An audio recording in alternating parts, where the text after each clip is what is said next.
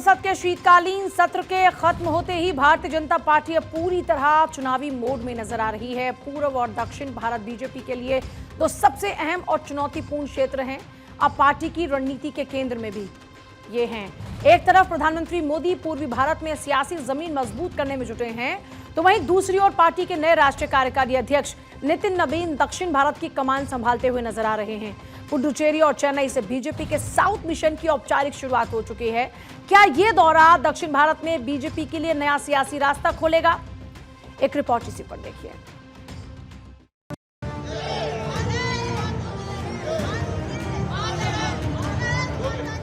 संसद के शीतकालीन सत्र की समाप्ति के साथ ही भारतीय जनता पार्टी ने साफ संकेत दे दिए हैं कि अब संगठन और सरकार दोनों चुनावी रणनीति के अगले चरण में प्रवेश कर चुके हैं।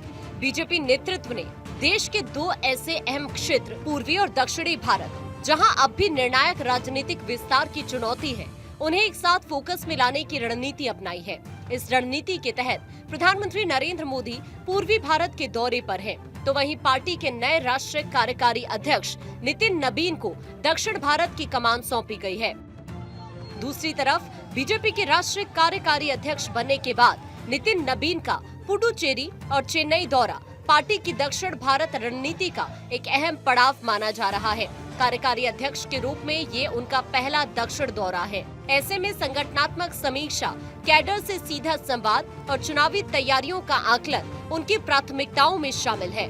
पार्टी के भीतर नितिन नबीन को एक ऐसे संगठनात्मक नेता के तौर पर देखा जा रहा है जो फैसलों को तेजी से जमीन पर उतारने की क्षमता रखते हैं।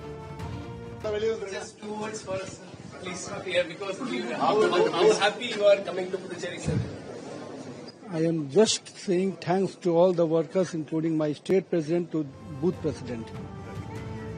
चेन्नई और पुडुचेरी दोनों ही ऐसे क्षेत्र हैं जहां बीजेपी का राजनीतिक प्रभाव अब तक सीमित रहा है। ऐसे में नितिन नबीन का ये दौरा इस बात का संकेत है कि बीजेपी अब सिर्फ बड़े नेताओं के दौरे पर निर्भर नहीं रहना चाहती, बल्कि ऑर्गेनाइजेशनल माइक्रो मैनेजमेंट के जरिए दक्षिण भारत में अपनी जड़ें मजबूत करना चाहती है।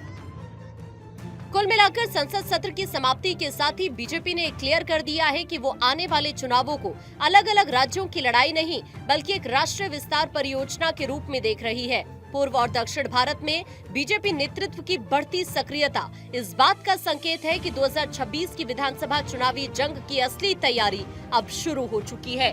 Bureau report, Bharat 24।